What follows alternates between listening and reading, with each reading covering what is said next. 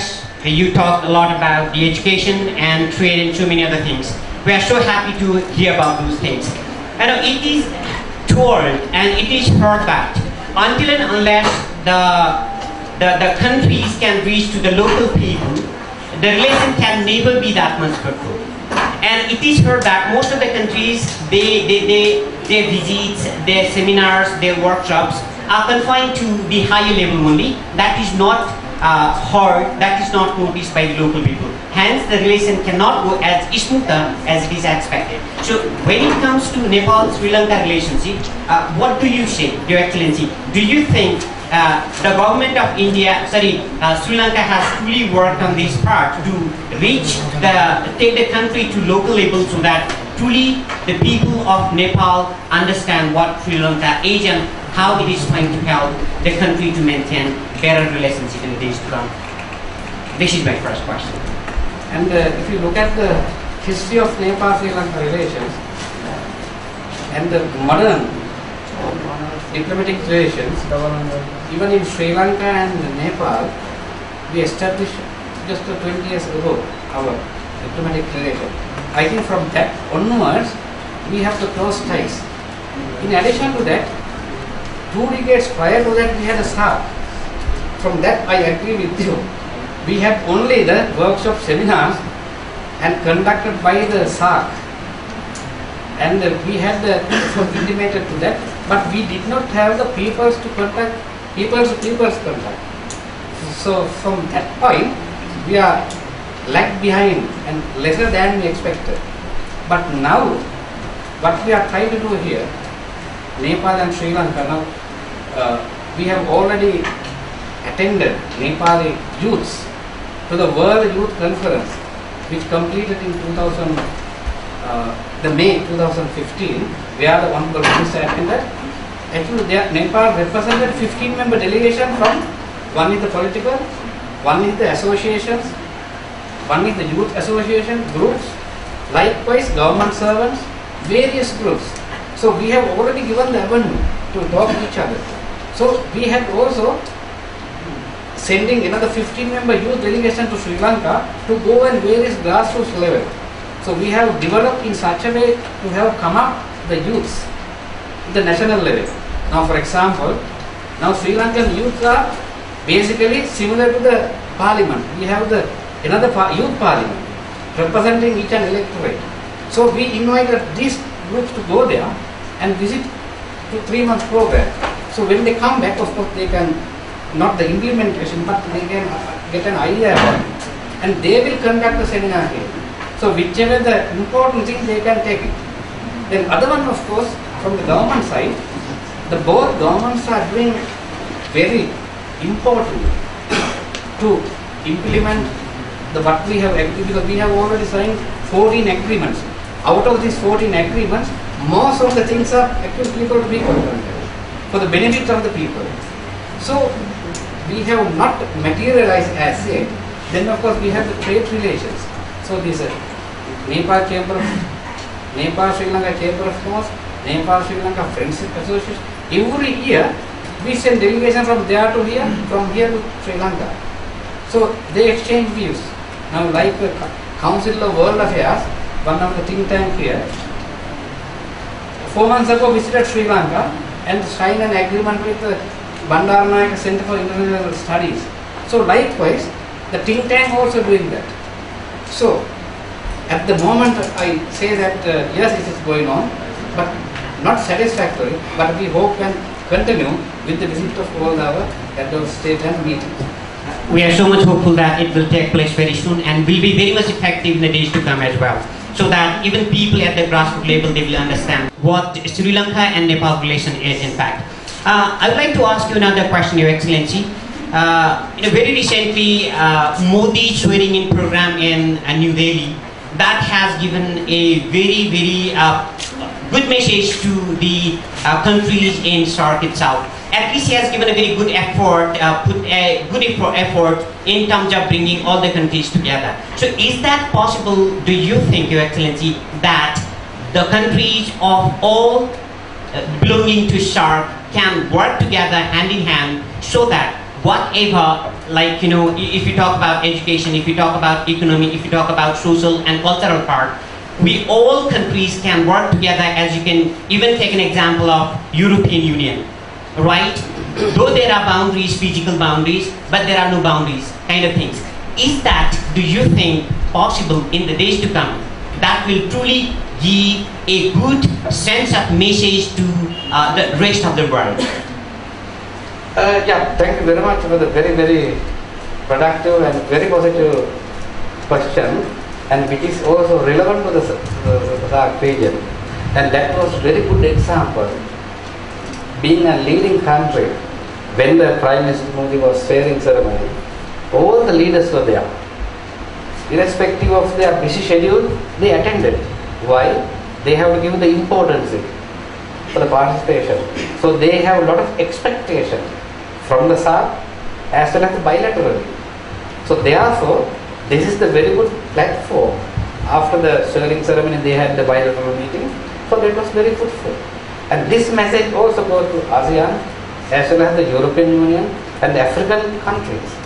At the same time, being a SAARC members, all the leaders were there.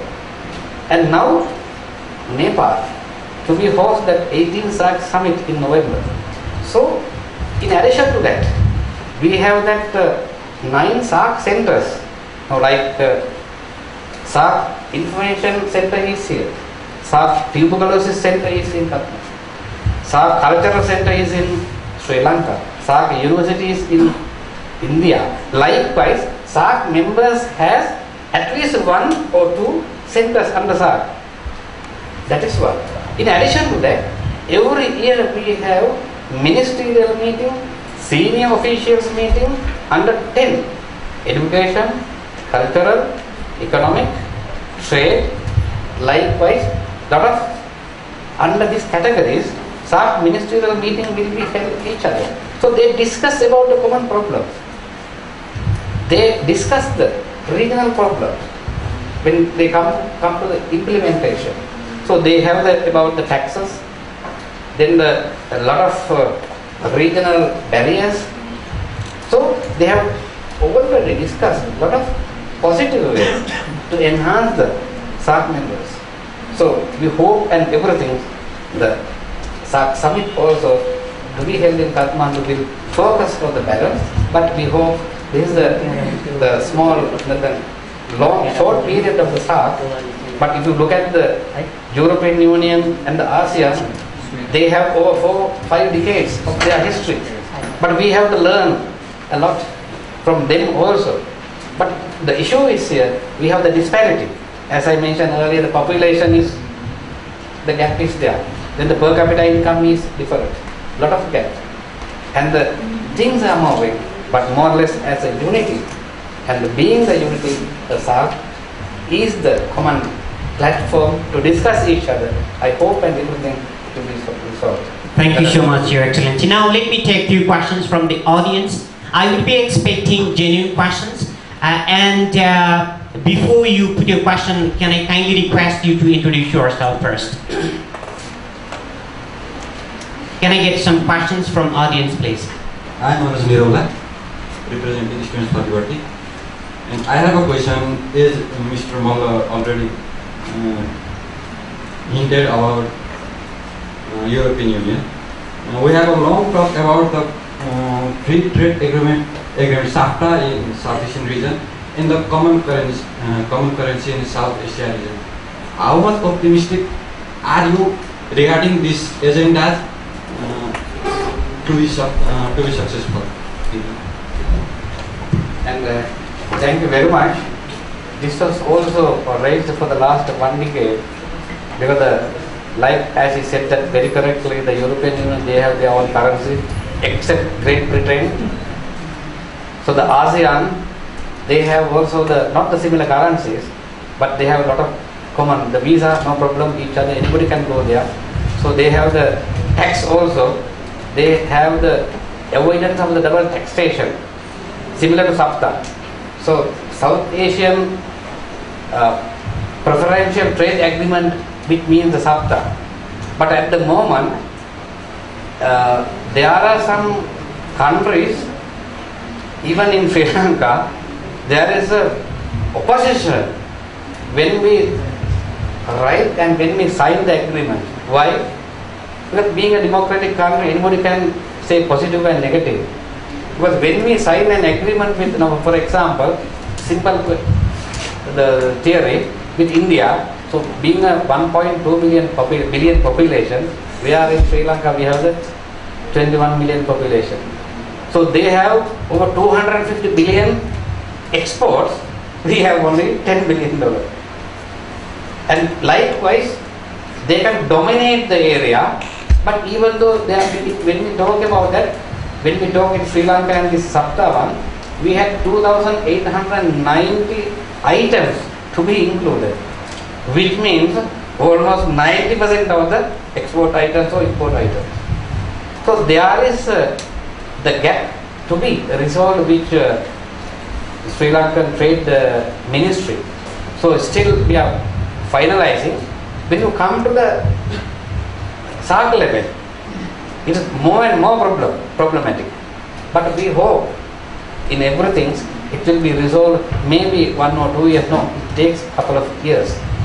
But the common currency also discussed. These two matters also discussed number of ministerial meetings and the senior officials of SAARC, but they have not come to a conclusion. So this is too early to give a reply, to have a conclusion. So maybe in another few years time it will be all right when the surrounding, the environment come to effect accordingly. Your Excellency, how hopeful are you in this context? No, I think it is very positive, because only the thing here, now ASEAN, they have the more or less the developed countries, not up to that level, but third world and above. Per capita income above $1,000, $2,000. But in our case, we have also 600 and we have also 3,000 and 4,000. Population 350,000, almost 400,000 in on lives, 1.2 billion in India. So see the gap. And unemployment ratio, the literacy rate is very low. So we cannot accommodate the requirement. So there are so many difficulties to resolve that. But for the common currency, also it's very difficult at the moment. Maybe in the future time, yes. The reason we have all of the Nepal rupees, Sri Lanka rupees, Bangladesh taka, Pakistan rupees. So these are not come to that level, the international level. Because 3 international level, like European Union, they have the Euro. And why the British has not so far joined that? So they have also the problem. Similar things even we have. So probably we hope and everything positively our leaders will consider in the near future for these 2 issues. We hope and we have the positive approachment there. Another question.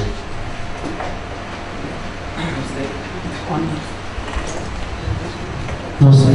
Me, Malla. I belong to Nature, Culture and Society Conservation Group, and I was in Sri Lanka in 2004. And I'm sure you have your traditional culture. As Nepal, we have your traditional culture, and we have too. So, you have any exchange program regarding to the exchange of culture or not? This is one question. Similarly, we have difficult to transfer the cultural value to the youth peoples in Nepal. So, are you facing same, or can you say anything to the youth groups?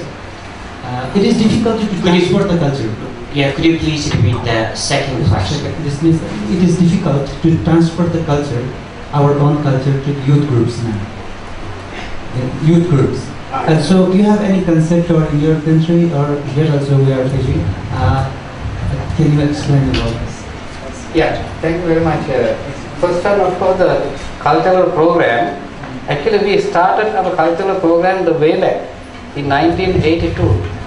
At that time, we have the SAARC members each and every month, second week of month.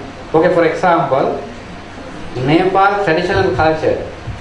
So this program telecasted every month, second week of second Wednesday.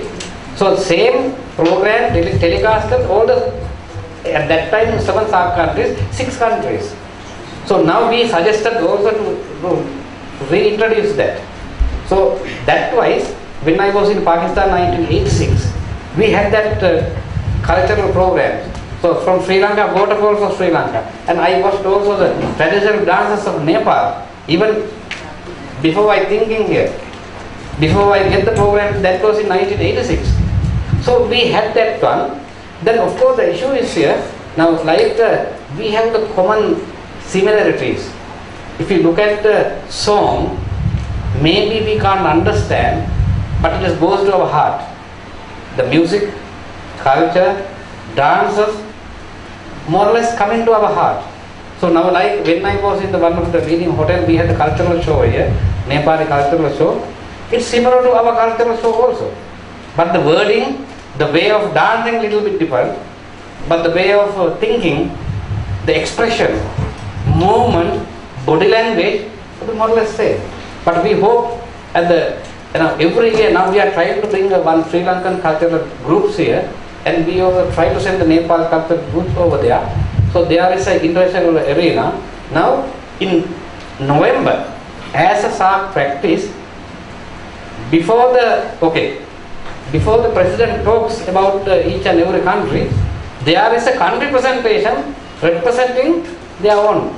So for example, in Kathmandu, you can see that other 7 countries, SAARC members, traditional cultural shows in this capital in November. So we are doing it every year, not every SAARC summit, and we have that cultural center in Sri Lanka. So we are sending that groups each other. Some countries, yes, some, no, for example, Afghanistan is very difficult to say, but we are exchanging with all other 7 SAARC member countries.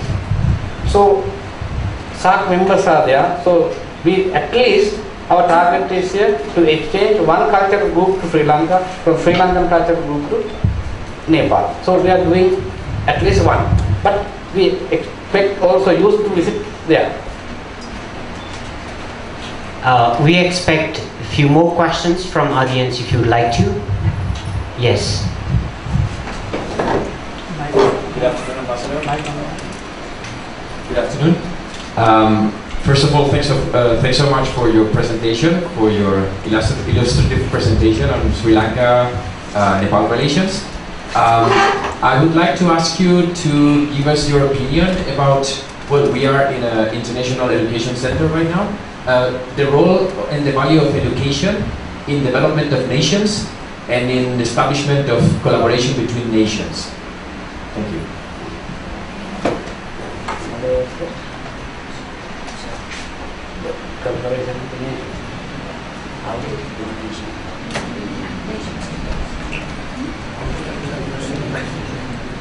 Actually, that was a very important question.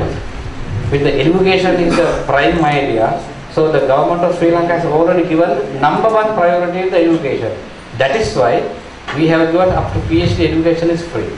So from that point, we have already extended our facilities to each other, especially the SAARC members. At the same time, we also learn from Nepali side. So come to the national level, the education is very important. And now under SAARC, when we are talking about SAARC, we have that SAARC educational ministerial meeting, which we have collaborated each other. That is one point, the ministerial level, the government level. In addition to that, every year, even this is my second time, whenever Vice Chancellor of Sri Lankan University visiting Kathmandu, I will also meet Tribhuvan University Vice Chancellor, Kathmandu University Vice Chancellor, and the Lumbini Buddhist University. We meet each other. So they discuss about the common issues which took place a month ago. They came here for another meeting. But what I did was, we officially, not unofficially, invite for a dinner. So casually we discuss about that. So that was the platform for the university level, vice chancellor level, registrar level to take the policy making, which also enhance when they go to back to the things there. So get the benefit. So they implement it. Now, for example, day before yesterday, I met also the one of the dean here. 3 weeks ago I visited the Kathmandu University, met the Vice Chancellor and the Registrar here. Anything to be done from Sri Lankan side, we also exchange our views. Likewise, we try to make it also the education policies. It comes to the national level, government side. But private sector to private sector, yes. So every year we send 2-3 private sector colleges education from Sri Lanka to here and Nepal to Sri Lanka. So we are doing that way. But come to the national level, we have our national policy agenda. Sometimes only the common things we use it. That is why the SAARC has already established the common university in India, where everybody can apply that. I think one course I saw that over 2,000 applicants applies for this year. So likewise we have that one, but basically the government will also try to help each other.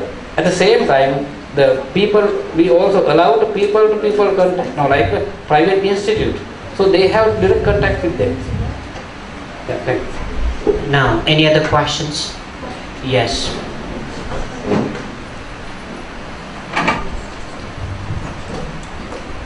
Good evening, Your Excellency. Good evening, Your Excellency. Good evening, Mr. Malla. I am Vipin Lama and I am part of Orbit family. As you know, Mr. Modi's visit is around the bend, and as you said, Nepal and our country, Sri Lanka and Nepal, have many similarities and commonalities, be it religion-wise, culture-wise, or religion-wise especially. And on your personal behalf, what would you like to suggest to our Nepalese politicians that our Nepalese politicians should put forward with Modi so that it can directly address public interest? Thank you. Actually, thank you very much. So, we don't go to comments, but we also said the important things here. As I earlier discussed that one of the president's visit to a country is the peak of the improvement of the relations. So, in this time, economy, trade, transportation and everything has to be rationalized. So, with the visit of the neighboring country, the Honorable Prime Minister's visit here, which will be a remarkable achievement for the Nepali side. Why? Now we have come to the democratic process. So the Constitution Assembly already done, drafting of the Constitution. So now coming to the development side, economy. So the power, there is an agreement to be signed. So if these things over there, so in the future there will be no power cut. Why? The ample of the availability of the power. Then of the roads development. I think there are number of agreements to be signed mutually, agreed upon. So these are the close and cordial relations from the third country. So we have the positive reaction from each other to respect the bilateral relation, to enhance the bilateral relation, and this will be the landmark visit by a neighboring leader to Nepal. Other thing here, if you look at that your economy, basically the trade, over 65% depending on the India, relation with India. Then all the trade links, now the transportation imported from anything outside India via Calcutta. So they have a lot of facilities given inside because there is no port here, land being a landlocked country. So then the air connectivity. So a lot of development from our point of view will be there. We hope and everything will be the positive side, and it will be a great successful visit. Thank you so much. Yeah, I think one question. Yeah.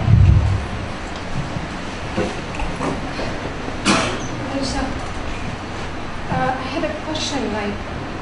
Could you please put your mic very closer? Yeah. Now, right?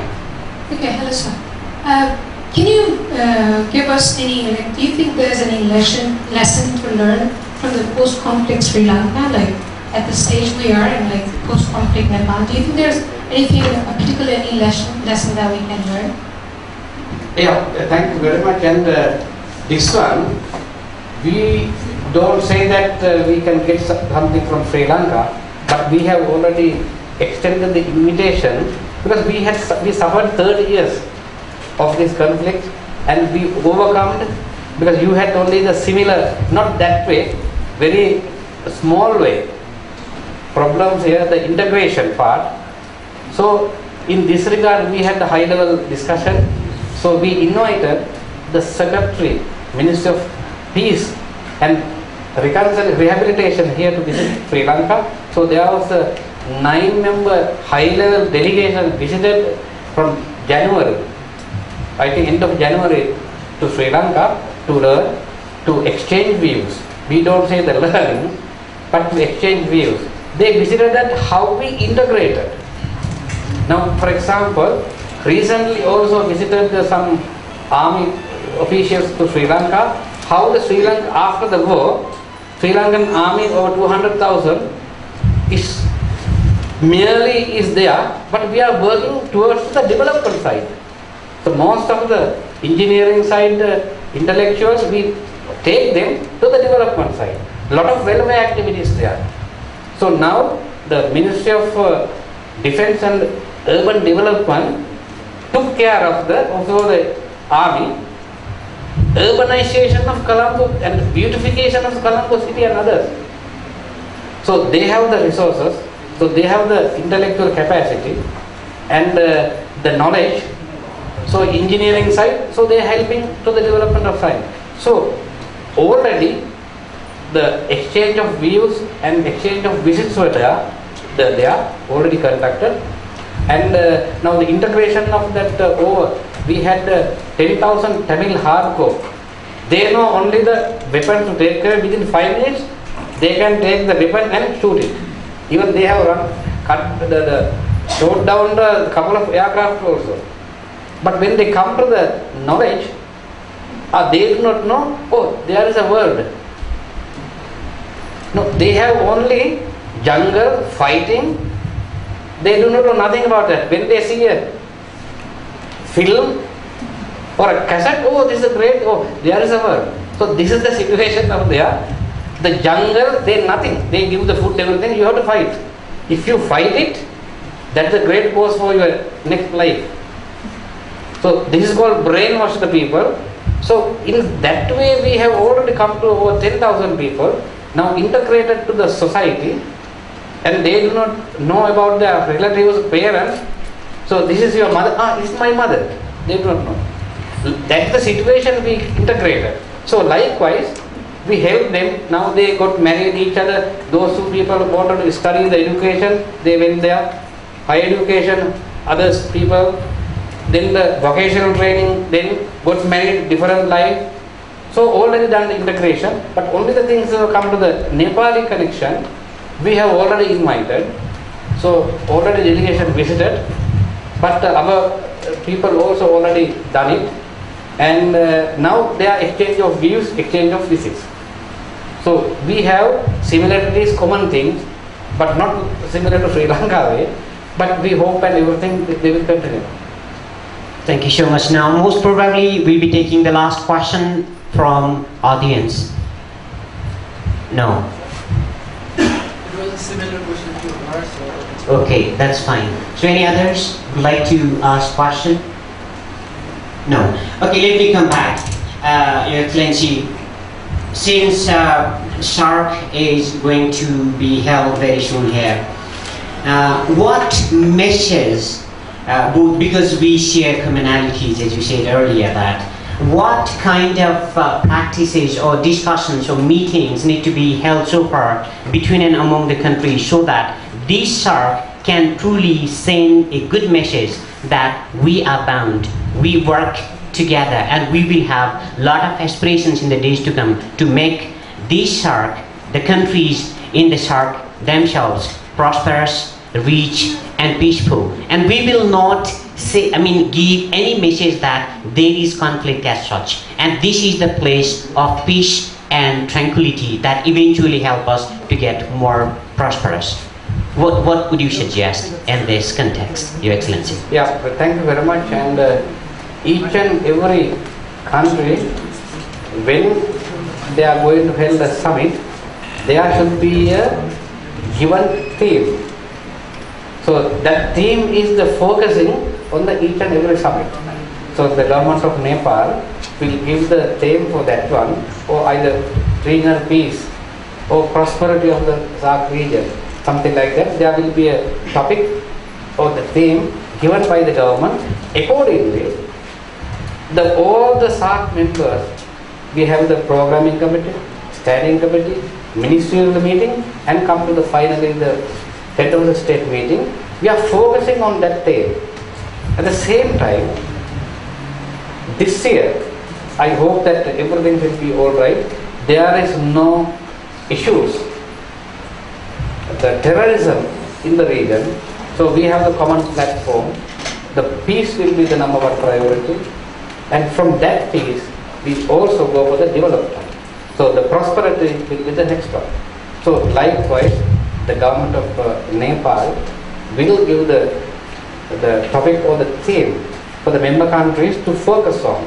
So on that basis, on trade, then the other issues, related matters, then the economic, education, cultural activities, then come to the peace.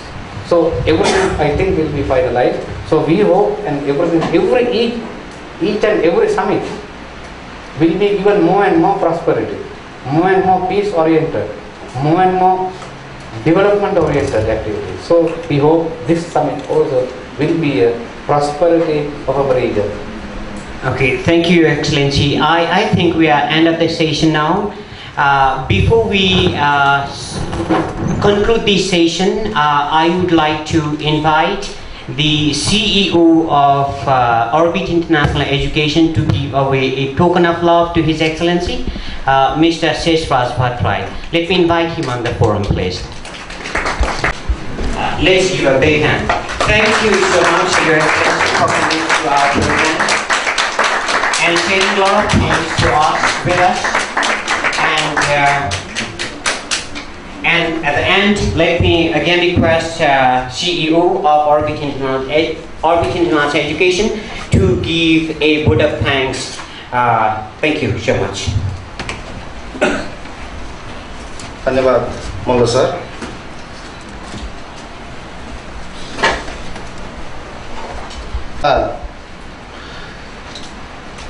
अध्यक्षज्यू, Idea CEO Sunil ji, त्यसैगरी Orbit इन्टरनेसनलका education director, academic director Radheshyam Malla sir र उपस्थित महानुभावहरू।